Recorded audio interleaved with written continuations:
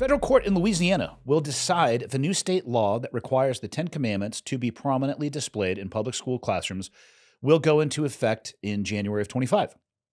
The law states that classrooms must display the King James Bible version of the Ten Commandments in a large, readable font, along with a context statement that explains the Ten Commandments were a prominent part of American public education for almost 3 centuries.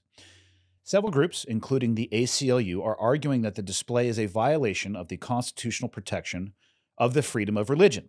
As a refresher, and for those watching and listening, and for myself as well, the Ten Commandments from the King James Bible are: 1, I am the Lord thy God, which have brought thee out of the land of Egypt, out of the house of bondage. Thou shalt have no other gods before me. Thou shalt not make unto thee any graven image. Thou shalt not take the name of the Lord thy God in vain. Remember the Sabbath day, keep it holy. Honor thy father and thy mother. Thou shalt not kill. Thou shalt not commit adultery. Thou shalt not steal. Thou shalt not bear false witness against thy neighbor. And thou shalt not covet. What are your thoughts on this law and the line between respecting the Constitution's requirement that Congress shall make no law respecting an establishment of religion, and the case that the law's text says, stating the Ten Commandments are foundational documents of our state and national government? Yeah, this is a weird one because I do consider myself a Christian, and I grew up on the King James Bible. I grew up going to Sunday school. I grew up in the church. But I do also believe in the Constitution, obviously, and respect the fact that there is a separation of church and state for, I think, good reason, but also protecting the freedoms of religion for people, all people, is super important. So I'm going to lean on the side on this one that I don't think it should be in the classroom. Now, with that being said, if it's a religious school, it's a charter, private, specific school with approvals from the parents, that's one thing. But the fact that the state would dictate that the Ten Commandments would be in there, I would imagine if you're a Muslim, Hindu, name the religion student, I mean, even Jewish, and you see the Ten Commandments in there, that potentially could be offensive. And in this particular case, I think a school or a place of education should be focused on just that. I mean, look, if I wanted my kid to be immersed in religious practice in school, I would send them to a religious school. But if it's a public school, especially, I don't think any kind of religious anything should be in that school. Alternatively, I do think anything nationalist when it comes to the country should be. So if you're standing up saying the Pledge of Allegiance to the flag, that's America. If you're saying, I want 10 commandments from Judeo-Christian values, I don't agree with that in public schools. I don't know. I feel weird saying that because it goes against my actual faith, but I'm interested to hear your take as well. Well, I'm not a religious person, and I think you and I have talked about this. I'm actually, and just so people have an understanding of who I am, I have been around or proximal to religion a lot of my life. My mom had me go to Sunday school when I was younger, and I would attend church with her as well, but it just has never landed with me. And maybe that just means it's not my time yet. I actually have nothing but an immense amount of respect and awesome, why am I trying to say awesome? And occasionally, if not often, I see people who have a devout level of faith, and I wish I could have that level of faith because I watch them get a sense of comfort from it. They get a sense of an internal bearing, a moral compass, whatever it may be. And I think that that is an amazing thing. But I also am not willing to pretend that I believe in something that I don't.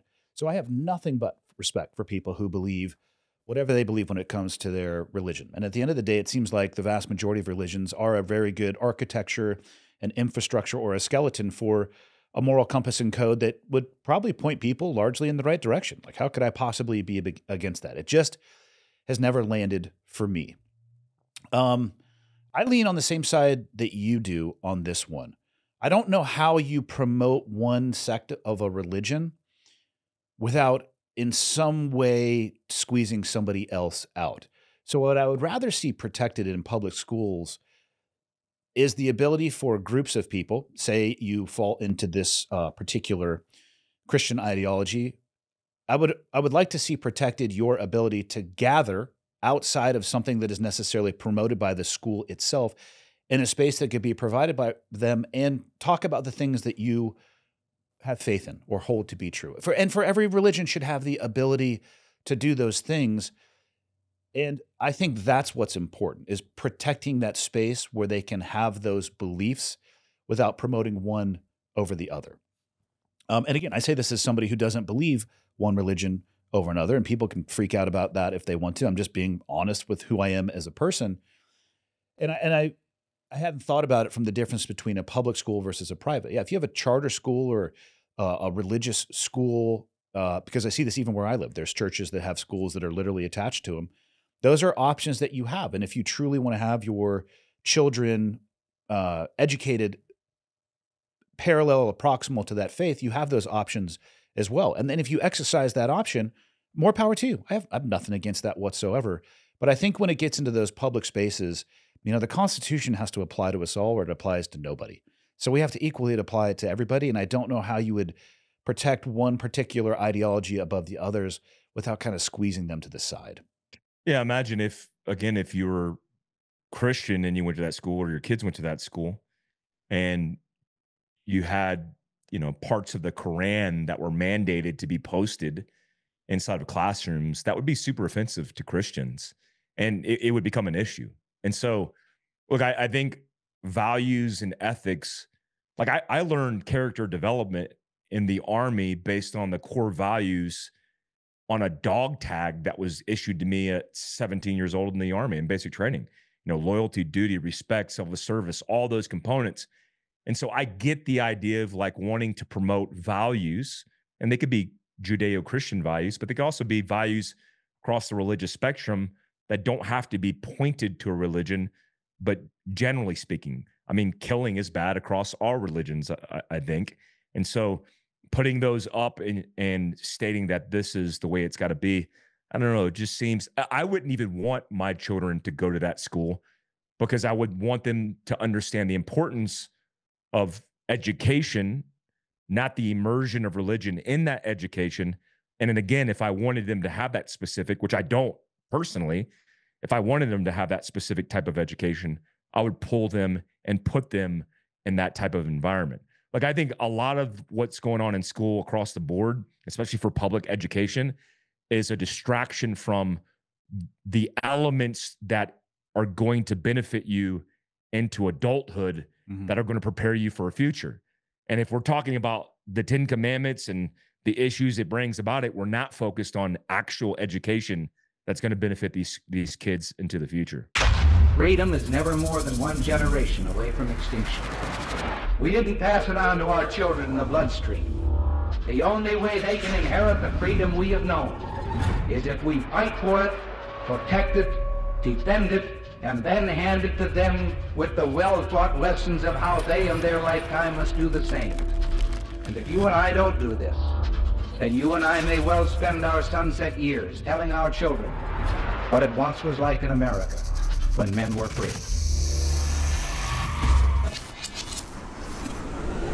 Shop the new Freedom Capsule at bornprimitive.com.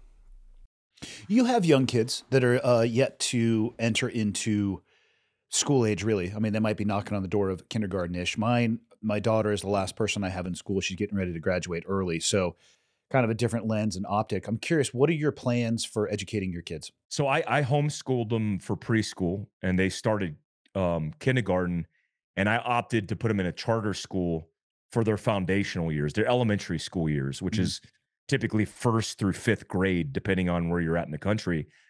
But my thinking, especially with taking advantage of their desires and their talents at such a young age, is 1st through 5th, that's the foundation of reading, writing, science, arithmetic. I want them to have that core foundation. But if they specifically say, Dad, I want to be a musician, or Dad, I want to focus on athletics, I'm going to homeschool them after that and allow them to focus on that and get the academics knocked out, not as an afterthought, but simultaneously while they focus on their desires. And so I think it's important fundamentally to give them a core education. But I opted into a charter school that has less control from the government.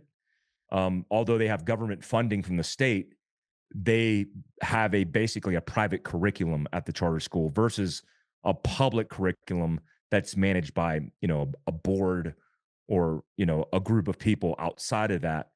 I don't like that idea. Do you get a pulse that more people are pursuing and desiring homeschooling versus public education right now? Oh, for sure. I had a homeschooling seminar that we hosted at Fieldcraft Survival, and there's a whole bunch of people now starting to look into it. And it's really cool to see. It could be very difficult, but it also could be very fulfilling. I mean, the difficult component is that it takes time. But most schools are very inefficient. Like when we went to school, it's 50-minute classes, 10-minute in-betweens. And then it took 20 minutes for the class to get settled before you go into the teaching, because there are a lot of distractions. So it's like, how much education were you actually getting? I mean, from my experience, not a lot in North Carolina. And so I think more people are tuned into it. I just think there's a lot of challenges that still exist, but it's good to see that. Yeah. It's good that people have that choice. And again, I think that goes back to the initial question on the topic is, should this be mandated, or is it important to protect that choice for everybody? And I think we both land on the same place. I don't think it should be mandated. Yep. I think what should be protected is people's options and ability to meet and share their faith in that direction. But it gets a little squirrely when you pick one above all else.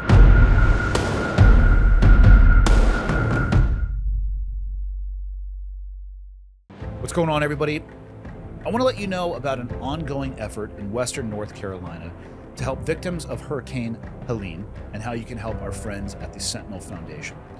The hurricane has displaced people around the region and destroyed countless homes. However, Sentinel is on the ground helping. They've been actively getting critical supplies to residents in some of the area's most isolated locations. They've been able to provide over 60 Starlink systems to fire departments, police departments, and churches so that they can communicate and coordinate for their communities. They've also organized both aircraft and ground units to transport and deliver donations. So far, they've accepted and organized an estimated 7 million pounds of materials and distributed about 4 million pounds to support the ongoing relief efforts. Sentinel has also continued to monitor reports of child trafficking, exploitation within the area of operation through law enforcement.